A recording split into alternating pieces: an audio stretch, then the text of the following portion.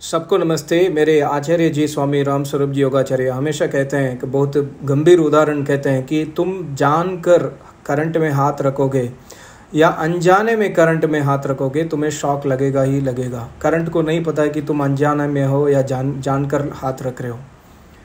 ये उदाहरण मैंने इसलिए दिया है कि हम आज क्या कर रहे हैं, अनजाने में ईश्वर की अपमान कर रहे हैं।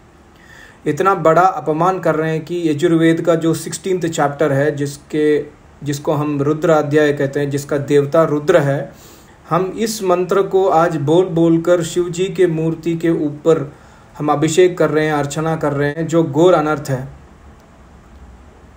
तो शिव जी महाराज जो थे, शिव जी 1 अरब 80 लाख साल पहले हुए थे, बहुत बड़े योगेश्वर थे।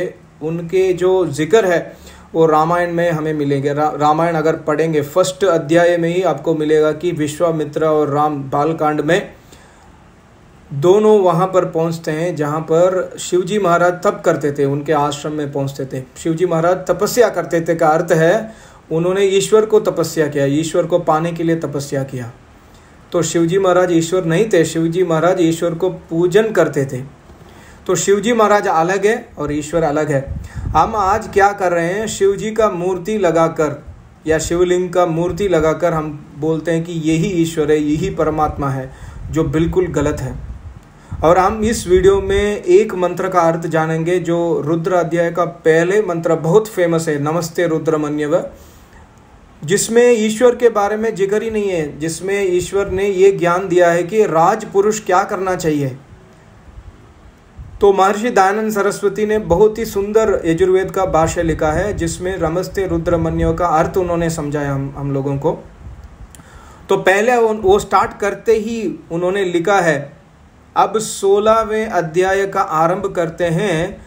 इसके प्रथम मंत्र में राजधर्म का उपदेश किया है परमेश्वर ने। तो पहला मंत्र जो है मैं अभी पढ़ता हूँ आपको। आप तो ये म्यूजिकल ऐसे म्यूजिकल मंत्र है, बहुत डिफरेंट म्यूजिक में हमको यूट्यूब में मिलेगा। तो ये मंत्र है, नमस्ते रुद्रमन्यव उतोत ईशवे नमः बाहुभ्याम उतते नमः। बहुत ये गायत्री छंद में है, बहुत छोटा है ये मंत्र पर बहुत गहरा है। पहला मंत्र को जानने से पहले हमें ये अर्थ जानना है कि नमः का अर्थ क्या है। नमः का बहुत सारे अर्थ है। एक अर्थ जो है हम सबको मालूम है, नमः का अर्थ नमस्कार करना। नमस्कार का अर्थ मेरे आचार्य हमेशा कहते हैं कि किसी को आप नमस्कार करते हो, कैसा नमस्कार करना है, तुम्हारे 5 ज्ञान इंद्रियां, 5 कर्मेंद्रियां को नमन करो। उनके सामने ज्ञान इंद्रिया से काम क्रोध वाला मत दिखाओ, ये उसका अर्थ होता है।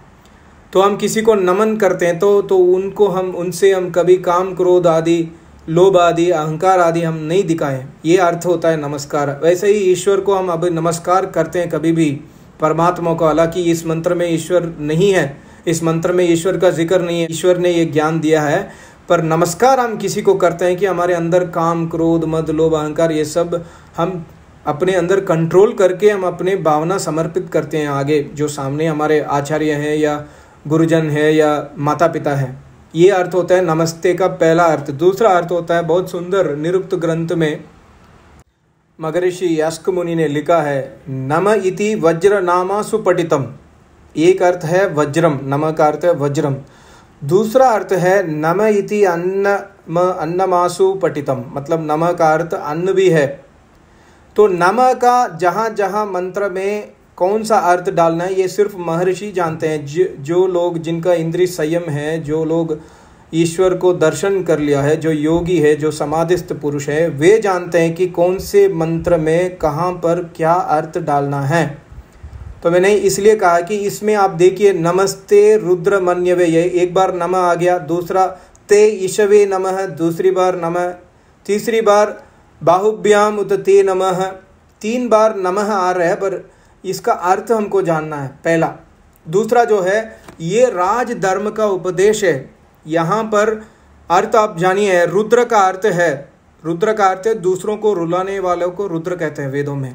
तो रुद्र का कई बार एक मंत्र में रुद्र का अर्थ होता है आचार्य।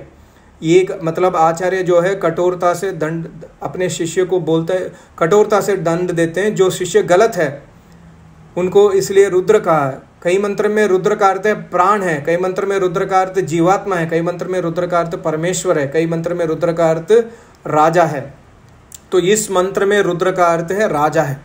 तो ये मंत्र का अर्थ है कि हे रुद्र, मतलब हे दुष्ट शत्रुओं को रुलाने हारे राजन, मतलब जो देश को चलाने वाले राजा है, मंत्री है, प्राइम मिनिस्टर है, प्रेसिडेंट है, डिफेंस मिनिस्टर है, होम मिनिस्टर है, ये इनको राजन हम कह सकते हैं आज के भाषा में। तो वो लोग कैसा होना चाहिए? दुष्ट शत्रुओं को रुलाने वाले होने चाहिए, रुद्र होना चाहिए वो लोग। ये मंत्र में ऐसा ज्ञान दिया है परमेश्वर ने। ते मन्यवे, तेरे, ते मन्यवे, ते मन्यवे क्रोध युक्त वीर पुरुष के लिए नमः, वज्र प्राप्त हो। नमः इति वज्रम मैंने कहा ना, तो तेरे लिए वज्र प्राप्त हो, तेरे लिए शक्ति प्राप्त हो, कठोर दंड दे दो जो पाप करते हैं। आपके पास जो क्रोध है, मन्य का अर्थ है क्रोध है, पर मन्य और आम भाषा में क्रोध कहते हैं, इसमें फ़र्क क्या होता है? मन्यु जो है वो अच्छे के लिए होते हैं। जैसे आचार्य जी किसी शिष्य से क्रोध किया है, वो क्रोध नहीं होता, वो मन्यु होता है। तो वो जो क्रोध है शिष्य को अच्छे मार्ग में लेके आता है, वो जो क्रोध है। तो इसलिए यहाँ पर ईश्वर ने, परमेश्वर ने मन्यवे का शब्द यूज़ किया। तो ये जो मन्य है, राजा अपने क्रोध देखकर सबको कल्याण करते हैं। तो इसलिए दुष्ट शत्रुओं को रुलाने वाले ये राजा, तेरे क्रोध युक्त वीर पुरुष के लिए नम्र, नमः, वज्र प्राप्त हो।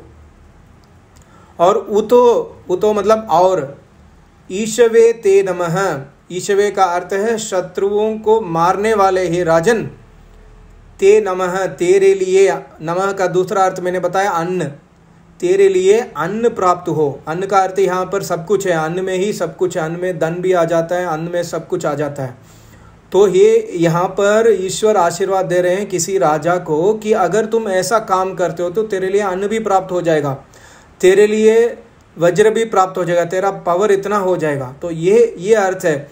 और उतते बाहुभ्याम नमः, उत का मतलब और, ते बाहुभ्याम नमः, तेरे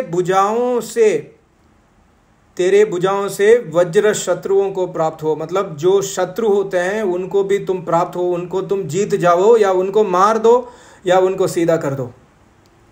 ये ईश्वर के उपदेश है इस मंत्र में कि कितना गंभीर है। पर हम ये क्या करते हैं? नमस्ते मन्यव, ये नमस्ते रुद्र मन्यव तो यशवे नमः बाहुभ्याम इतते नमः उतते नमः बोलकर हम अभिषेक करते हैं शिवलिंग के ऊपर। कितना बड़ा अनर्थ देखिए। ये मंत्र है राजा के लिए ईश्वर ने उपदेश दिया है, पर हमने इस मंत्र से ईश्वर को अपमान किया है और कर रहे हैं, रोज कर रहे हैं। ये बहुत बड़ा गलती है।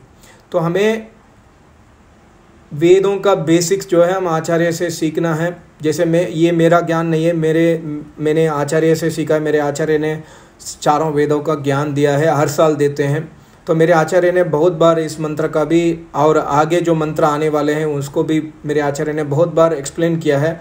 इस मंत्र में ईश्वर, यहाँ शिव जी महाराज या परमात्मा का जिक्र नहीं है, इस मंत्र में राजा का जिक्र है और राजा का गुण है। जिस देश में ऐसा राजा होगा उस देश कैसा होगा, आप ही सोचिए। तो आपको समझ आया होगा। तो अगर आगे से ना हमको ये होश में रहना है कि ऐसा हम ईश्वर को अपमान कभी ना करें, हम ईश्वर को नमस्कार करें। और जैसे ये जो कार्य करते हैं ऐसा सत्पुरुष राजाओं को भी हम नमस्कार करें। ईश्वर भी यही कहा कि उन लोगों को मान करो, अपमान मत करो, उन लोगों को मान सम्मान करो जो देश के लिए मरते हैं, देश के लिए वीरता दिखाते हैं। तो हमको ऐसा काम करना चाहिए।